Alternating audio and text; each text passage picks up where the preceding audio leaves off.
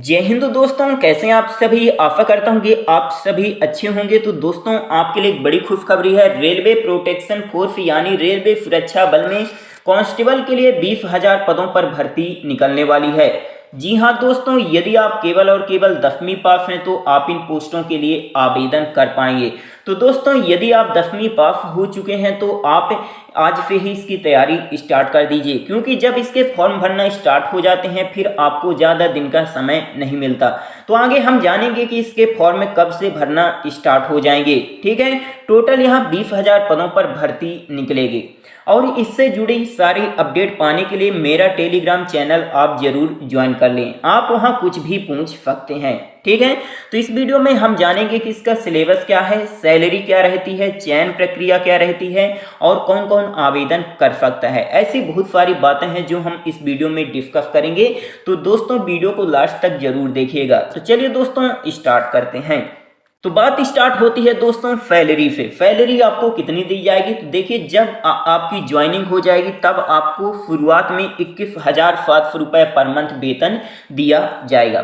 ठीक है, इसके बाद शैक्षणिक योग्यता के बारे में बात कर लें दोस्तों, तो यदि आप केवल और केवल 10वीं पास हैं तो आप इन पोस्टों के लिए आवेदन कर पाएंगे। 18 साल से लेकर 25 साल तक के कैंडिडेट इन पोस्टों के लिए आवेदन कर सकते हैं।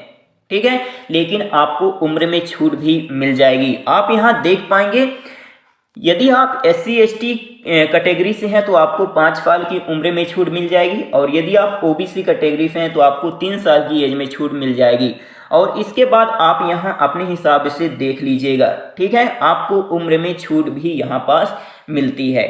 फिर इसके बाद दोस्तों, आपका यहाँ पास फिजिकल देखने के लिए मिल जाएगा। तो सबसे पहले हाइट की बात कर लेते हैं और सीना की। तो यदि आप जनरल कैटेगरी से हैं या OBC कैटेगरी से हैं और पुरुष कैंडिडेट हैं तो आपकी हाइट 165 सेंटीमीटर होनी चाहिए। यदि आप महिला कैंडिडेट हैं तो आपकी हाइट 157 सेंटीमीटर होनी चाहिए। सीना की अगर बात करें तो 80 सेंटीमीटर बिना फुलाए और फुलाने के बाद 5 सेंटीमीटर जो है फूलना चाहिए। सीना केवल और केवल पुरुष के लिए है। ठीक है, महिलाओं के लिए नहीं है। SC और ST कैटेगरी के यदि आप पुरुष कैंडिडेट हैं तो आपकी हाइट जो है तो 160 सेंटीमीटर होनी चाहिए, और यदि आप महिला कैंडिडेट हैं तो 152 सेंटीमीटर होनी चाहिए।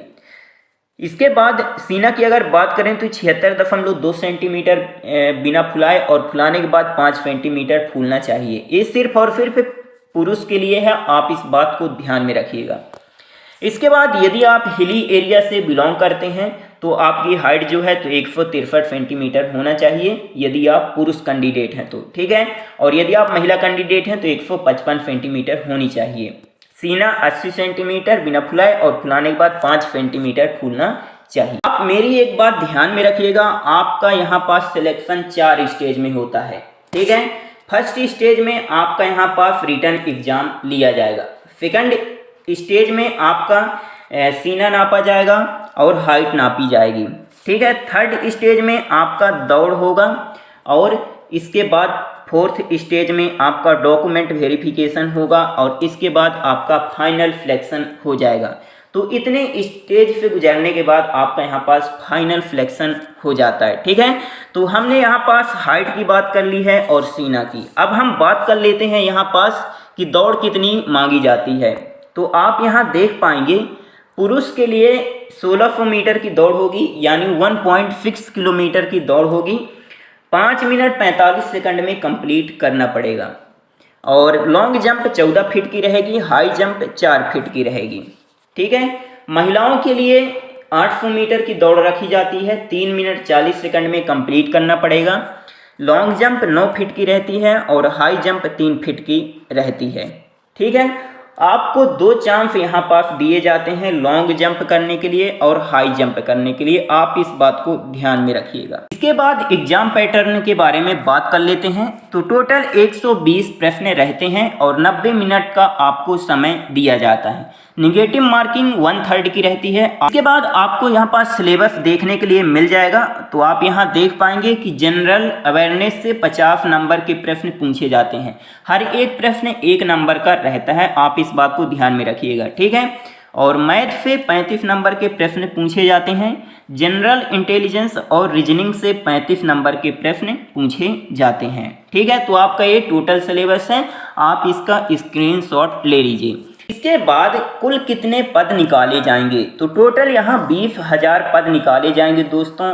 और इसके फॉर्म जो है तो कब से भरे जाएंगे, तो देख लीजिएगा आप अक्टूबर या नवंबर में इसके फॉर्म जरूर भरना स्टार्ट हो जाएंगे।